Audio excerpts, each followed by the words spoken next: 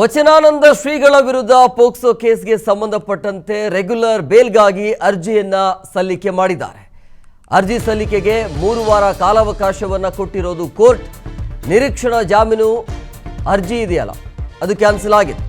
ನಿರೀಕ್ಷಣಾ ಜಾಮೀನನ್ನ ಹೈಕೋರ್ಟ್ ರದ್ದುಗೊಳಿಸಿತ್ತು.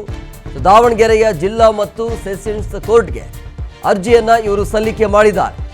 ಅಂದರೆ ಸ್ಥಳೀಯ ಕೋರ್ಟ್ ಇವರಿಗೆ ಬೇಲನ್ನು ಕೊಟ್ಟಿತ್ತು. ಅದನ್ನು ಪ್ರಶ್ನಿಸಿ ಪೋಷಕರು ಹೈಕೋರ್ಟ್ಗೆ ಹೋಗಿದ್ರು. ಹೈಕೋರ್ಟ್ ಈ ದಾವಣಗೆರೆಯ ಜಿಲ್ಲಾ ಮತ್ತು ಸೆಷನ್ಸ್ ಕೋರ್ಟ್ಗೆ ಛೀಮಾರಿ ಹಾಕ್ತು, ಬೇಸರವನ್ನು ಅಸಮಾಧಾನವನ್ನು ಹೊರಹಾಕ್ತು. ಸೊ ಹಂಗಾಗಿ ಸ್ಥಳೀಯ ಕೋರ್ಟ್ಗೆ ಏನು ಜಾಮೀನು ಏನು ಕೊಟ್ಟಿದ್ರಲ್ಲ ಈತನಿಗೆ, ಈ ಸ್ವಾಮೀಜಿಗೆ, ಈಗ ಆ ಅರ್ಜಿ ಈಗ ಕ್ಯಾನ್ಸಲ್ ಆಗಿದೆ. ಸೊ ಬೇಲಂತೂ ಕ್ಯಾನ್ಸಲ್ ಆಗಿದೆ. ರೆಗ್ಯುಲರ್ ಬೇಲ್ಗಾಗಿ ಅರ್ಜಿಯನ್ನು ಸಲ್ಲಿಕೆ ಮಾಡಿರುವಂಥ ಸ್ವಾಮೀಜಿ ಈತ. ಸೊ ಹಂಗಾಗಿ ವಚನಾನಂದ ಶ್ರೀಗಳ ವಿರುದ್ಧ ಪೋಕ್ಸೋ ಕೇಸ್ಗೆ ಸಂಬಂಧಪಟ್ಟಂತೆ ರೆಗ್ಯುಲರ್ ಬೇಲ್ಗಾಗಿ ಅರ್ಜಿಯನ್ನು ಸಲ್ಲಿಕೆ ಮಾಡಿದ್ದಾರೆ. ಯಾವ ಧೈರ್ಯದ ಮೇಲೆ ಅರ್ಜಿ ಹಾಕಿದ್ರೂ ಗೊತ್ತಿಲ್ಲ.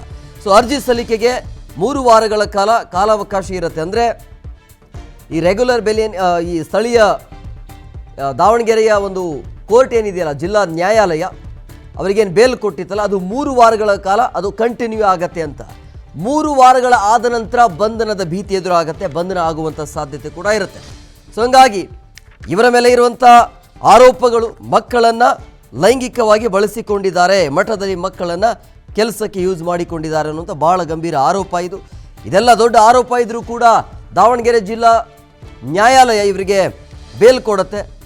ಇದನ್ನು ಪ್ರಶ್ನಿಸಿ ಪೋಷಕರು ಅರ್ಜಿಯನ್ನು ಸಲ್ಲಿಕೆ ಮಾಡಿರುವಂಥ ಹಿನ್ನೆಲೆಯಲ್ಲಿ ಇವರ ಬೇಲ್ ಕ್ಯಾನ್ಸಲ್ ಆಗಿದೆ. ಆದರೂ ಕೂಡ ರೆಗ್ಯುಲರ್ ಬೇಲ್ಗಾಗಿ ಅರ್ಜಿಯನ್ನು ಸಲ್ಲಿಕೆ ಮಾಡಿದ್ರು. ಗೊತ್ತಿಲ್ಲ ಮುಂದೆ ಏನಾಗುತ್ತೋ ಗೊತ್ತಿಲ್ಲ.